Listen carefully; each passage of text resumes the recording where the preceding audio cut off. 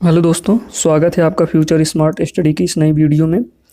दोस्तों, आज हम मैथ में मेंसुरेशन का जो 2D पार्ट है वो कंप्लीट करने वाले हैं। दोस्तों, इसमें 2 वीडियो आएगा। इसका जो पहला वीडियो है उसमें हम 2D कंप्लीट करेंगे। इसके अगले वीडियो में हम 3D कंप्लीट करेंगे। दोस्तों, इस वीडियो में हम आयत, वर्ग, त्रिभुज, चतुर्भुज, समबाहुभुज, वृत्त और अर्धवृत्त पर बात करेंगे। अगले वीडियो में हम घनाभ, घन, बेलन, शंकु, गोला और अर्धगोला पर बात करेंगे। दोस्तों, आज की इस वीडियो में हम इन सभी की प्रॉपर्टी के बारे में बात करेंगे। दोस्तों, इसमें जो पहला है वो है आयत।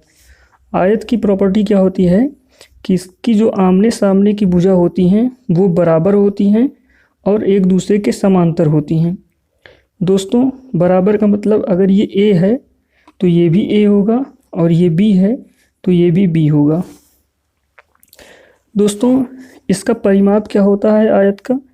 तो दोस्तों, इसका परिमाप क्या होता है? परिमाप का मतलब होता है कि चारों तरफ की माप, मतलब चारों जो भुजाएं हैं उनका योग जो होगा वही परिमाप होगा। तो इसमें क्या है कि दो लंबाई हैं और 2 चौड़ाई हैं। तो 2 लंबाई प्लस 2 चौड़ाई, एल का मतलब लेंथ और बी का मतलब ब्रेथ, मतलब चौड़ाई और लंबाई। 2 लंबाई हैं, देखो 2 लंबाई 2 चौड़ाई, तो 2 लंबाई प्लस 2 चौड़ाई ये इसका परिमाप होगा। तो 2 इसमें से कॉमन आ जाएगा तो L प्लस बी ये इसका परिमाप होगा। दोस्तों, इसका क्षेत्रफल की बात करें तो इसका क्षेत्रफल होता है लंबाई गुणे चौड़ाई। तो L और B ये इसकी पूरी एरिया होती है आयत की। दोस्तों, इसका विकर्ण भी पूछा जाता है। इसका जो विकर्ण होता है वो होता है under root L square plus का B स्क्वायर। इसको लंबाई है इसको L मानेंगे, ये चौड़ाई है इसको B। तो इसका जो विकर्ण होता है वो होता है अंडर रूट L स्क्वायर और प्लस का B स्क्वायर, ये इसका विकर्ण होता है। दोस्तों, आयत में सिर्फ इतना ही पूछा जाता है, 3 चीज़। और इसके बारे में थोड़ी सी और प्रॉपर्टी जान लेते हैं कि आयत को जो सभी कोण होता है वो 90 डिग्री का होता है और इसके दोनों विकर्ण जो होते हैं वो एक दूसरे को समद्विभाजित करते हैं। मतलब ये दोनों जिस बिंदु पर काटेंगे तो ये वाला इसके बराबर होगा और ये वाला इसके बराबर होगा। अगला जो है दोस्तों वो है वर्ग। दूसरे नंबर पे आता है वर्ग। वर्ग की क्या होती है दोस्तों कि इसकी सभी भुजाएं जो हैं बराबर होती हैं और इसके सभी कोण भी क्या होते हैं 90 डिग्री के होते हैं। सभी भुजाएं बराबर का मतलब क्या हो गया कि अगर ये भुजा ए है तो ये भी ए होगा, ये भी ए होगा और ये भी होगा ए। तो सारी की सारी भुजाएं क्या होती हैं बराबर होती हैं। तो दोस्तों, इसका परिमाप क्या होगा?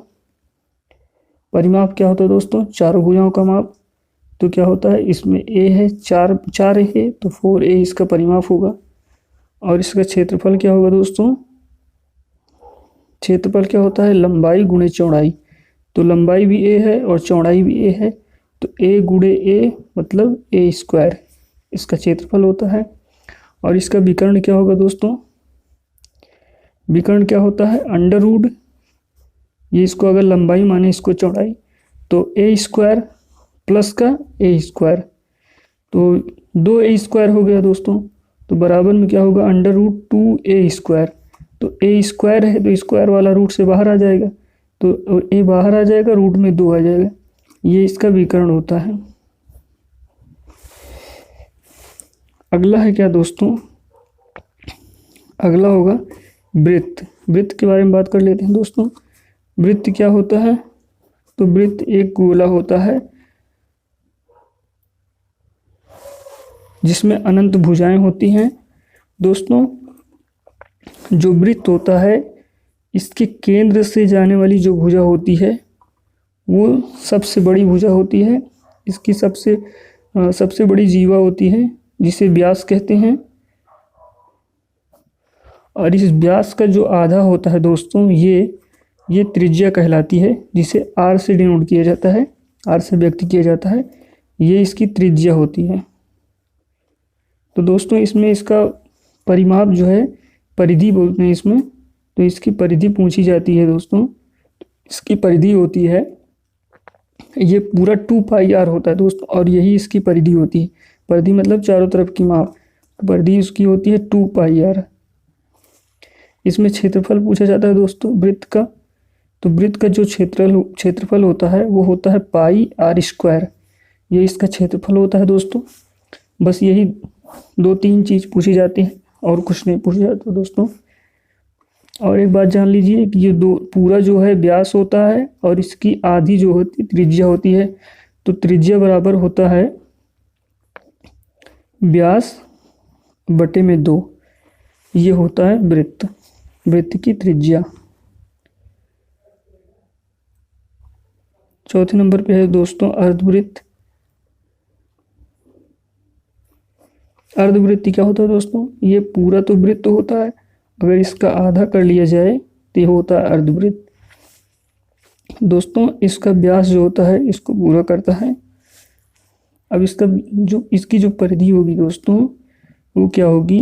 अगर पूरी होती है ऐसे तो ये होता है 2πr। अब ये तो आधा निकल गया है तो इसको बटे में 2 कर देंगे, आधा हो जाएगा। तो ये 2 से 2 कट जाएगा और प्लस में क्या हो गया है कि ये जो है एक r इधर का एक r इधर का, प्लस में 2 r और भी हैं। तो r इधर से कॉमन हो जाएगा। अब ब्रैकेट में हो जाएगा π+2। ये इसकी परिधि होगी।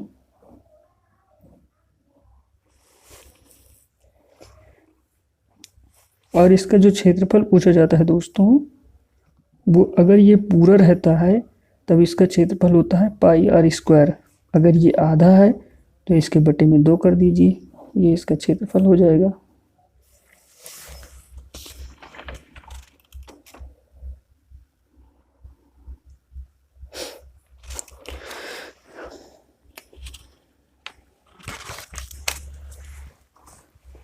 अगला जो 2D है दोस्तों वो है त्रिभुज। त्रिभुज थोड़ा बड़ा है दोस्तों, इसके बारे में थोड़ी सी और जान लेते हैं। त्रिभुज दोस्तों 4 प्रकार का है यहाँ पर अभी, जिसके बारे में हम डिस्कस करने वाले हैं। पहले नंबर पर है दोस्तों समकोण त्रिभुज। सभी के बारे में अभी देख लेते हैं, बाद एक एक करके डिस्कस करेंगे। दूसरे नंबर पर है समबाहु त्रिभुज। क्या होता है कैसे सब बाद में डिस्कस करेंगे अभी। अगला है समद्विबाहु त्रिभुज और एक है विषमबाहु त्रिभुज।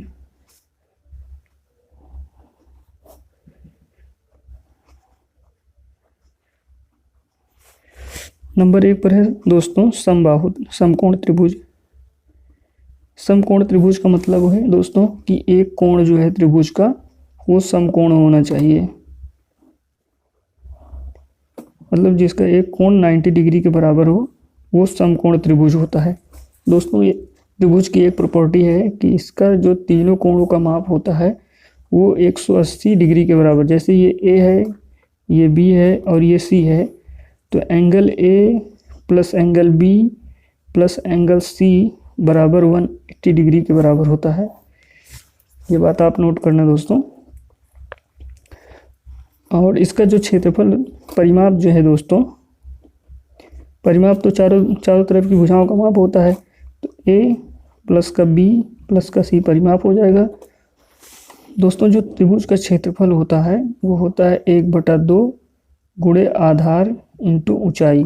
अगला जो है त्रिभुज दोस्तों वो देख लेते हैं, विषमबाहु त्रिभुज को देख लेते हैं। विषमबाहु त्रिभुज क्या होता है दोस्तों? इसके तीनों भुजाओं की माप जो है बराबर नहीं होती हैं। इनका कोण जो है कोई भी 90 डिग्री के बराबर नहीं होता। अगर ये भुजा A होगी तो ये भुजा B होगी और ये C होगी। तो इसका परिमाप क्या होगा दोस्तों? A प्लस का B प्लस का C, ये इसका परिमाप होगा। इसका जो क्षेत्रफल होता है दोस्तों वो होता है √S S minus A S minus B S minus का C, ये इसका क्षेत्रफल होता है दोस्तों। जो इसमें एस होता है वो एस बराबर होता है अर्ध परिमाप। अर्ध परिमाप क्या होता है कि टोटल परिमाप जो है इसका आधा। तो अर्ध परिमाप क्या हो जाएगा, ए प्लस का बी प्लस का सी बटे में 2। जो चारों तरफ की माप होती है अगर उसको आधा कर दिया जाए तो हो जाता है अर्ध परिमाप। दोस्तों जो अगला है दोस्तों, इसको भी हम इस फॉर्मेट में लिख सकते हैं। ये हीरोन का सूत्र है, ये समकोण त्रिभुज पर भी लागू हो सकता है।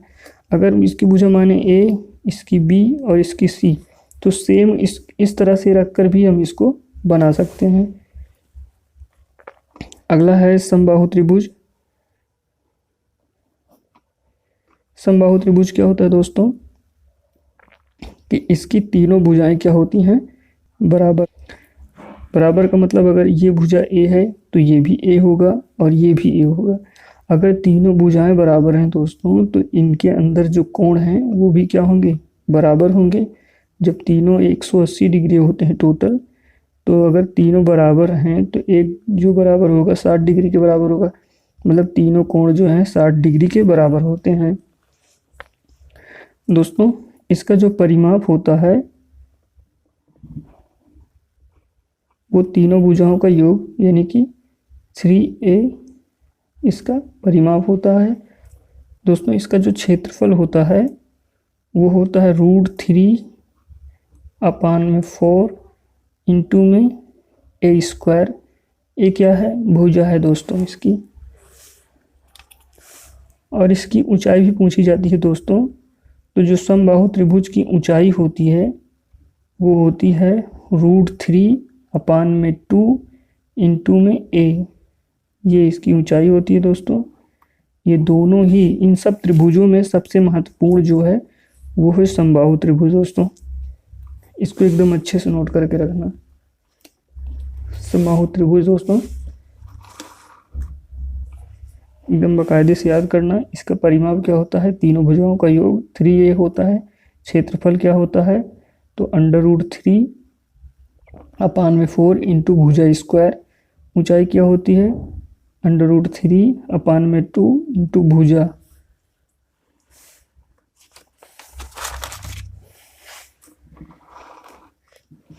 अगला जो है दोस्तों वो है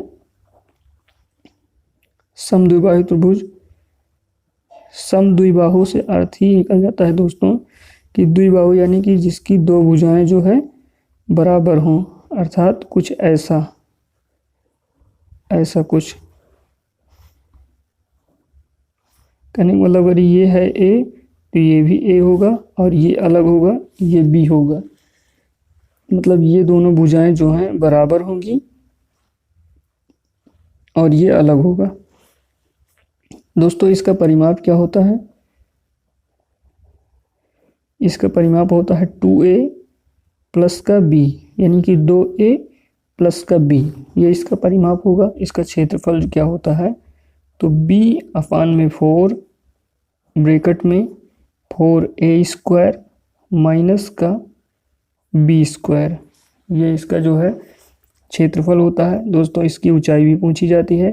तो इसकी ऊंचाई होती है 1/2 ब्रैकेट में 4a² माइनस का b²।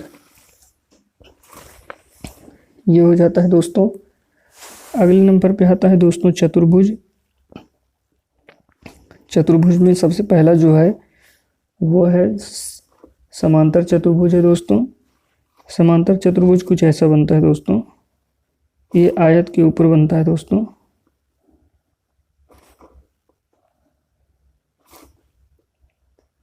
इसमें क्या होता है दोस्तों कि इसकी आमने सामने की भुजाएं जो है बराबर होती हैं और एक दूसरे के समांतर भी होती हैं। और इसमें क्या होता है दोस्तों कि इसका कोई भी कोण जो है 90 डिग्री के बराबर नहीं होता है। ये देखिए ये 90 डिग्री से ज़्यादा होगा और ये दोनों जो हैं 90 डिग्री से कम होंगी। परंतु इसके जो विकर्ण होते हैं दोस्तों वो एक दूसरे को समद्विभाजित करते हैं, पर इसका कोई भी कोण 90 डिग्री के बराबर नहीं। ये भी नहीं होगा, ये भी नहीं होगा, कोई भी कोण 90 डिग्री के बराबर नहीं होगा। इसमें जो पूछा जाता है दोस्तों इसका क्षेत्रफल वो होता है, अगर ये ए है तो ये बी होगा, और ये भी बी होगा, और ये भी ए होगा, क्योंकि ये दोनों भुजाएं बराबर हैं और ये दोनों बराबर हैं। तो इसका जो क्षेत्रफल होता है वो ए इंटू बी होता है दोस्तों। अगला जो है दोस्तों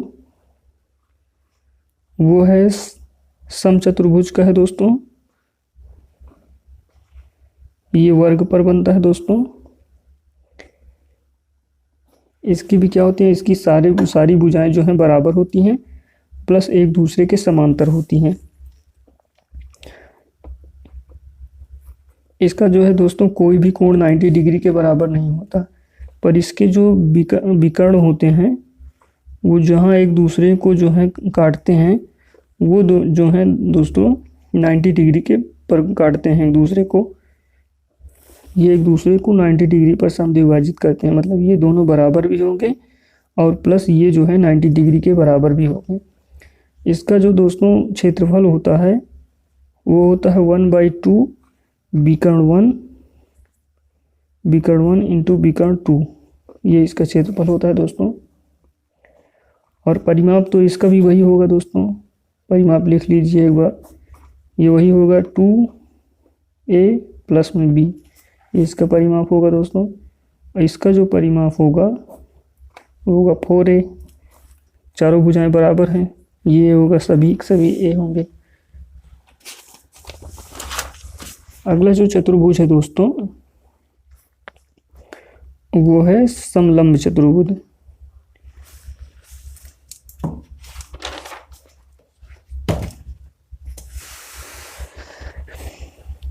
अगला जो चतुर्भुज है दोस्तों वो है समलंब चतुर्भुज।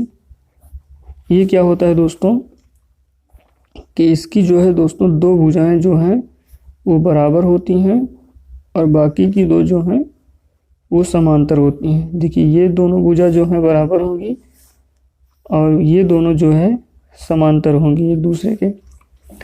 इसमें जो परिमाप होता है दोस्तों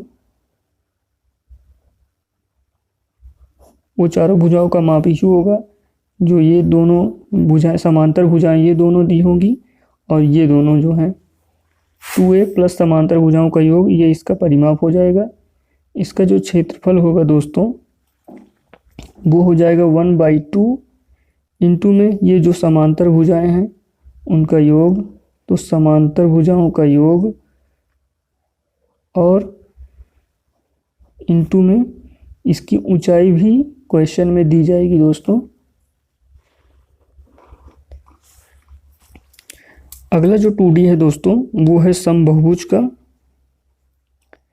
समबहुभुज क्या होता है दोस्तों, समबहुभुज वो भी हो सकता है, वो सारी जो आकृतियां होती हैं दोस्तों जिसकी सारी की सारी भुजाएं बराबर होती हैं, उसमें हम जो है समबाहु त्रिभुज भी ले सकते हैं दोस्तों और वर्ग भी ले सकते हैं।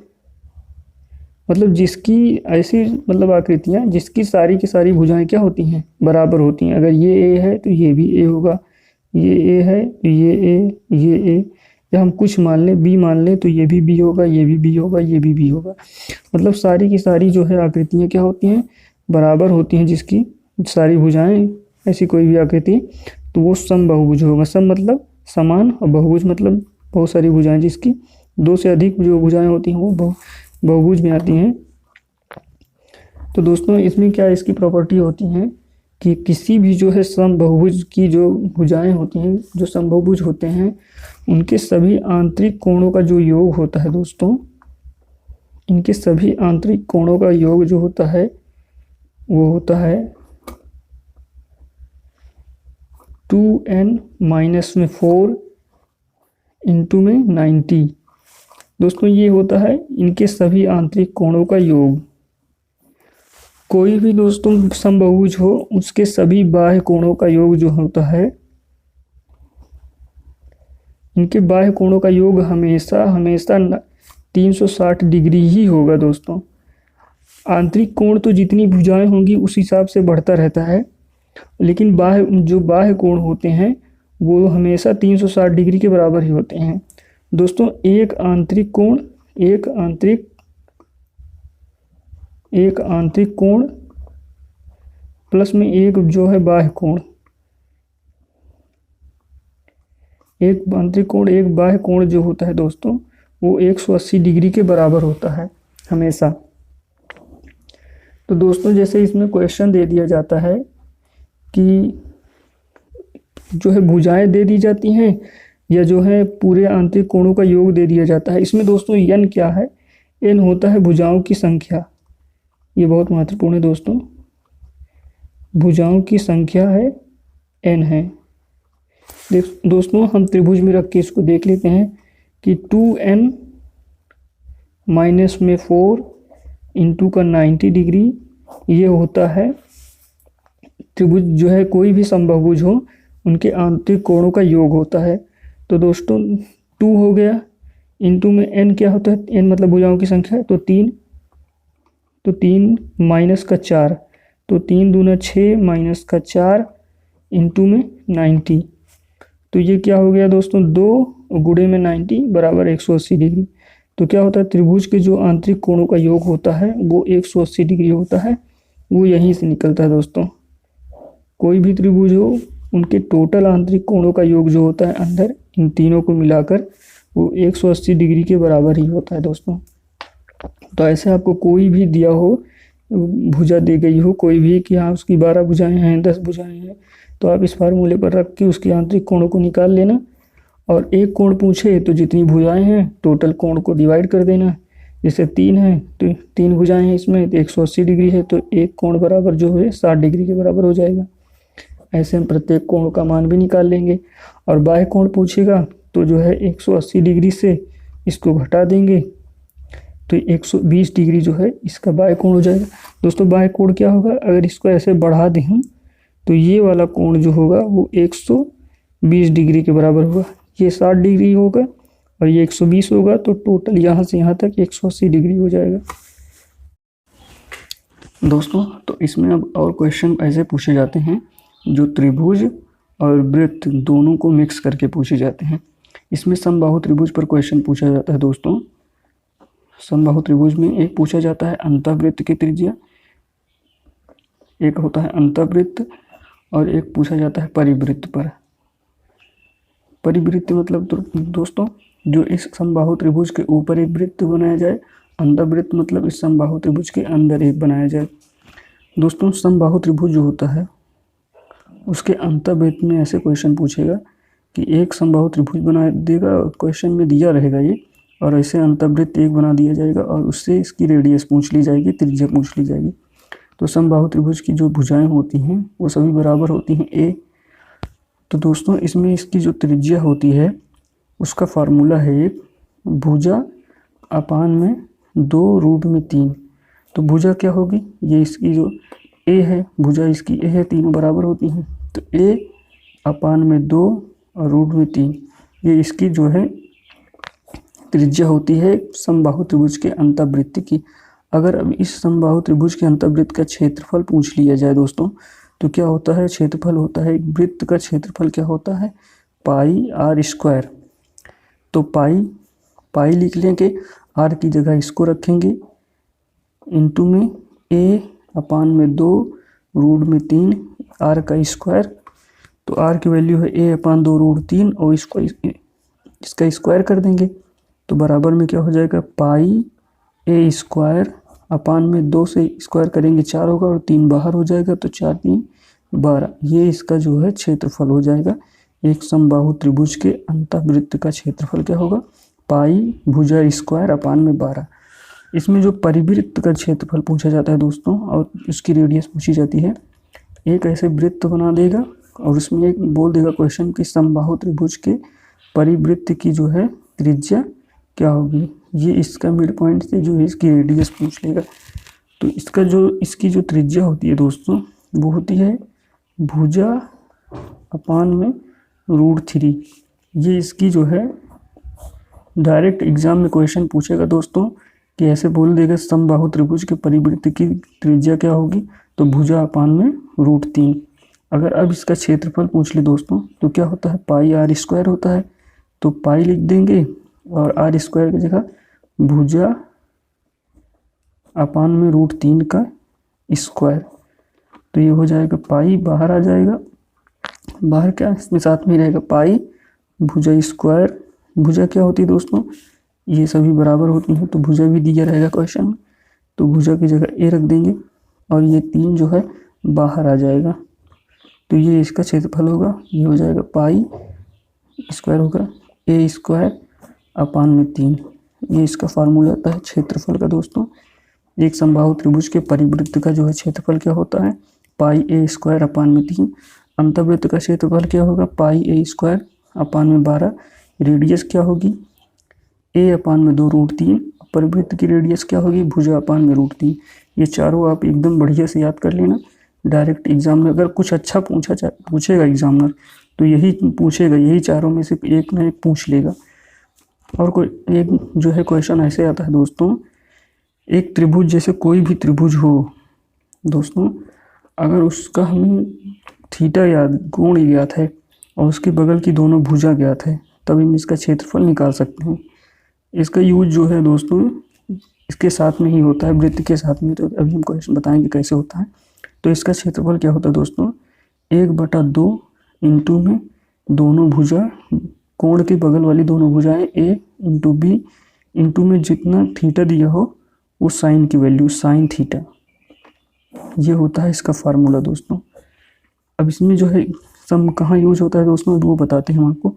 पहले बता देते हैं कि एक एग्जाम्पल देकर कि ऐसे समबाहु त्रिभुज जैसे मान लीजिए दोस्तों है, इसकी सबकी वैल्यू जो है बराबर होती है सारी की सारी भुजाओं की। तो दोस्तों क्या होता है 1/2 और इसकी हमको पता है सारी भुजाएं बराबर हैं, तो टोटल 180 डिग्री होता है। तो ये थीटा भी कितने होते हैं, 60 डिग्री के सारे होते हैं। तो 1/2 इंटू में ये दोनों कोई भी ले लेंगे, ए सारी भुजाएं बराबर है तो ए स्क्वायर हो जाएगा, ए बी की जगह करेंगे 2a होगा, इंटू में साइन थीटा, साइन 60 डिग्री का मान क्या होता है, √3 अपान में 2।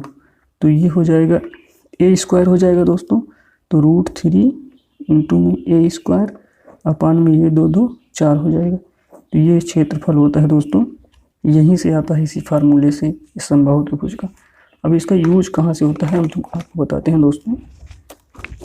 जैसे एक क्वेश्चन दे देगा, एक वृत्त बना देगा ऐसे, और आपको दे देगा कि ऐसे क्वेश्चन बना रहेगा पेपर में, और बोलेगा इस छायांकित भाग का जो है क्षेत्रफल क्या होगा। तो पहले हम दोस्तों क्या करेंगे, इसका निकाल लेंगे इतने का, इस जो है वृत्त के कटे हुए भाग का पहले निकालेंगे, फिर उसके बाद इस त्रिभुज को इसमें से माइनस कर देंगे और आपको क्वेश्चन में इस थीटा की वैल्यू दी जाएगी। तो इस पूरे का क्या होगा दोस्तों, यहाँ से यहाँ तक पूरे का क्या होता है, पाई आर स्क्वायर होता है, जो 360 की वैल्यू है।